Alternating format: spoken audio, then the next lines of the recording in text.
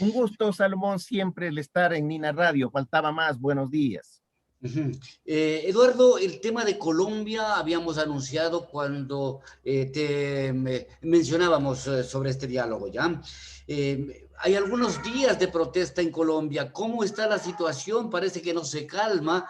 Y en ello también la información que recibimos esta víspera, que uno de los duros de las FARC, de las ex-FARC será, o de las FARC, no sé, fue pues Abatido. asesinado de acuerdo a versiones venezolanas en territorio venezolano, o bueno, al final que ha dejado de existir pues este señor Jesús Santrich. Santrich, un nombre medio raro, ¿ya? De ese análisis, por favor, Eduardo, qué gusto saludarte. Gracias, Salomón. Pues lo que acabas de bosquejar esta mañana es producto de la situación histórica de Colombia.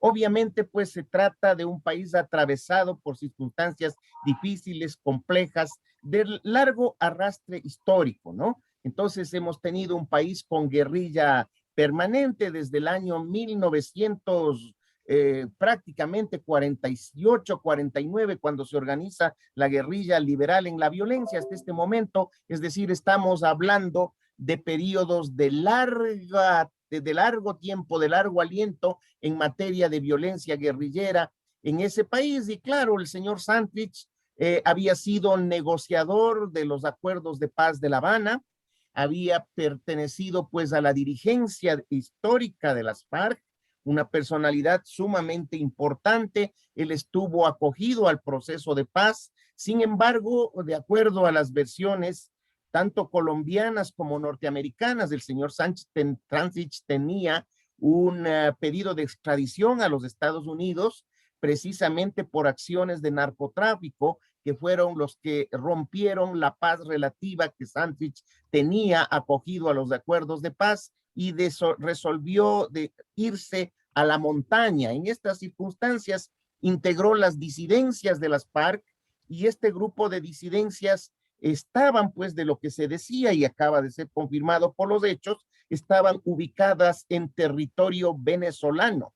En territorio venezolano, largo tiempo, pues el gobierno de Colombia ha venido denunciando desde, bueno, por lo menos unos 12 años atrás, la tolerancia del gobierno de Venezuela respecto a presencia de grupos ilegales colombianos, particularmente de guerrilla con fines tanto de violencia política como narcotráfico en sus estados, me refiero a los venezolanos, en sus estados occidentales de la frontera con Colombia. El señor ha sido abatido, obviamente todavía las circunstancias se desconocen.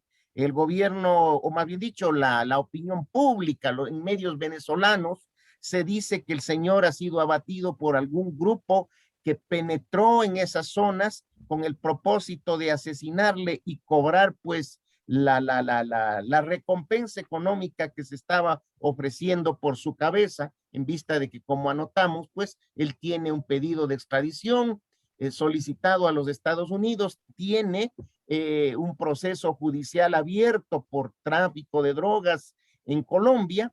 En fin, el hecho ocurrió el día de ayer, está plenamente confirmado desde el punto de vista de que las propias disidencias de las FARC han aceptado que Jesús Santrich ha sido abatido y pues lo que nos deja clarísimamente ver esto es de que efectivamente existe una presencia grande de grupos ilegales colombianos dentro del territorio de Venezuela. Ahí es motivo de otro análisis del por qué.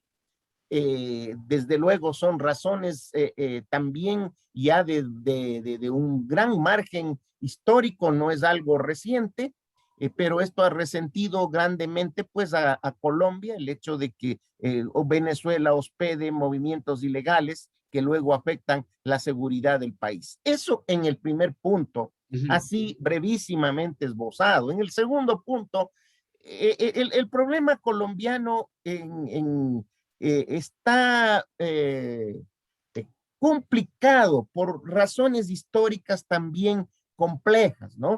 Una de las razones históricas complejas que está directamente afectando en este momento la situación del país es la extrema pobreza que adolece Colombia, ¿no?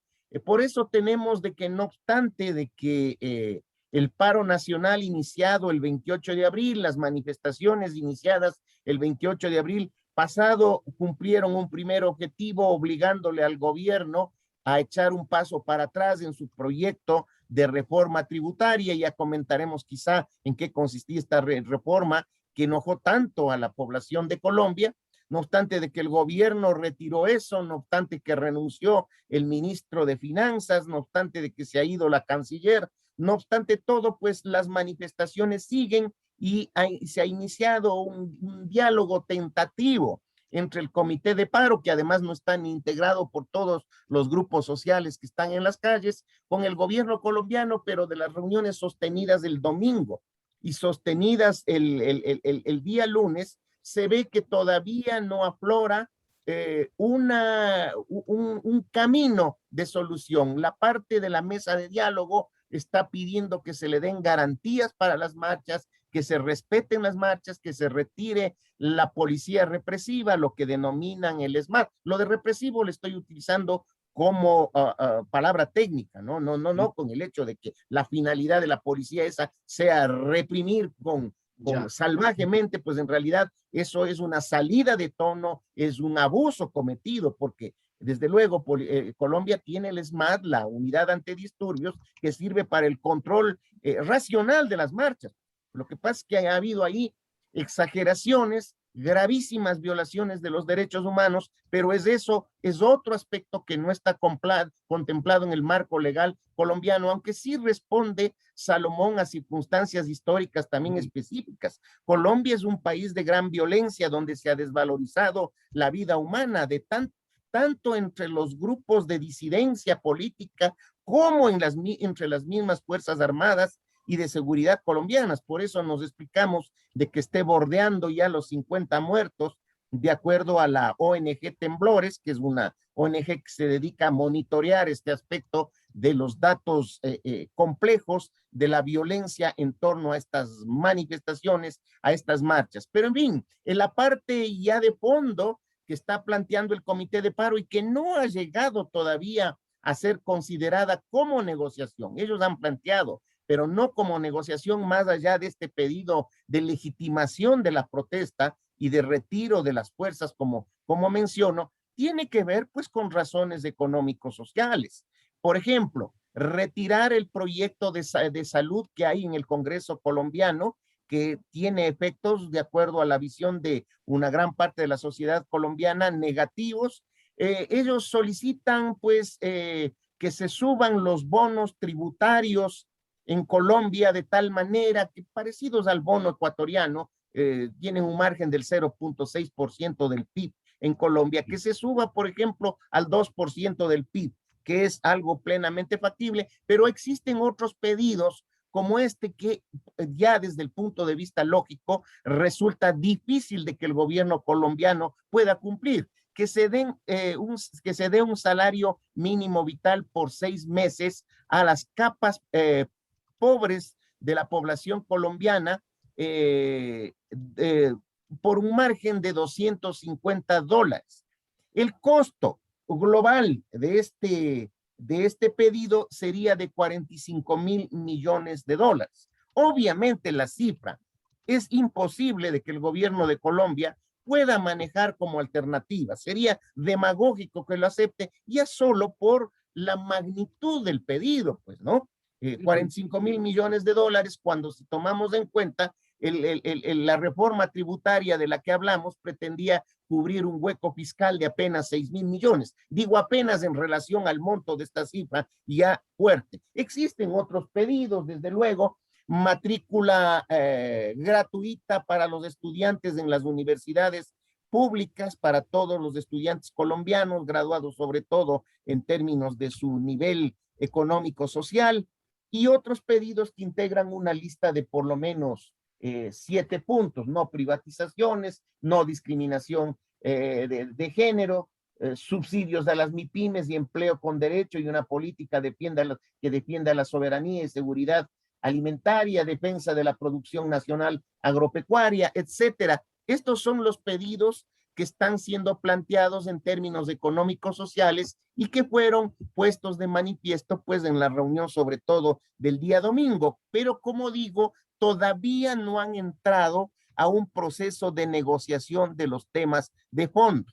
Existe hoy día otra movilización, otra manifestación de paro en Colombia hoy y mañana. Desde las 7 de la mañana se pretenden reunir las comisiones de trabajo a las cuales han pedido al estilo ecuatoriano la participación de la Organización de Naciones Unidas, e incluso hay voces que están pidiendo la participación de la iglesia, fundamentalmente del arzobispo del prelado de Cali, que tiene pues una percepción muy social de los hechos y es aceptado plenamente por la izquierda colombiana, con lo cual puede facilitar este proceso de diálogo que está causando tanto daño a Colombia, además porque está el país paralizado, no logran llegar los productos agrícolas a las ciudades, los productos de consumo e incluso muchas veces ni siquiera las vacunas para los procesos de vacunación que están teniendo lugar en el territorio. Mira, en Colombia hay terrorismo de Estado, Eduardo. Mira, lo que existe es un abuso muy grande de las Fuerzas Armadas y de policía frente a las manifestaciones por un lado, de esta disidencia ciudadana, llamémosle, de alguna manera, que se refleja en las calles. Obviamente, pues, no se tiene cuidado en poner los límites de acción. Por ejemplo, la sobrereacción habida en Cali es imperdonable, ¿no? Que entren grupos de policía y que desenfunden las armas y asesinen a viandantes que están en la calle caminando, ni siquiera manifestándose, revela pues una ausencia de respeto a la vida humana y obviamente que las autoridades no ejerzan un control, que no racionalicen un esquema de control que garantice la seguridad ciudadana, pero que no asesine a los manifestantes. Pues. Si tomamos en el caso de Cali, evidentemente se ha aplicado una forma de terror de parte del Estado colombiano en esa ciudad, máxime que inclusive están utilizando una tanqueta que tiene capacidades no solo de lanzar gases lacrimógenos en forma masiva, sino también elementos aturdidores contra las manifestaciones que se están realizando. A mi modo de ver, eso es absolutamente injustificado. Desde luego, la policía y el ejército tienen que repeler y contrarrestar los actos vandálicos, pero no puede ser, pues, de que a manifestantes que están realizando acciones de tipo pacífico, protestando además con razón, porque la problemática que vive el país, y aquí creo que es importante precisar las cifras terribles desde el punto de vista macroeconómico que adolece Colombia. Por ejemplo, Colombia tiene 21 millones de pobres, casi el 43% de la población, en nosotros tenemos el 32, 33% en parámetros comparativos, equivalente a 6 millones. De esos 21 millones, cerca de 3 millones se produjeron precisamente en este año de pandemia, porque hay que contemplar de que se cerraron 500,000 negocios en el país. El nivel de desempleo alcanzó en las ciudades colombianas, en algunas ciudades colombianas superó el 20% y la media nacional el 17%.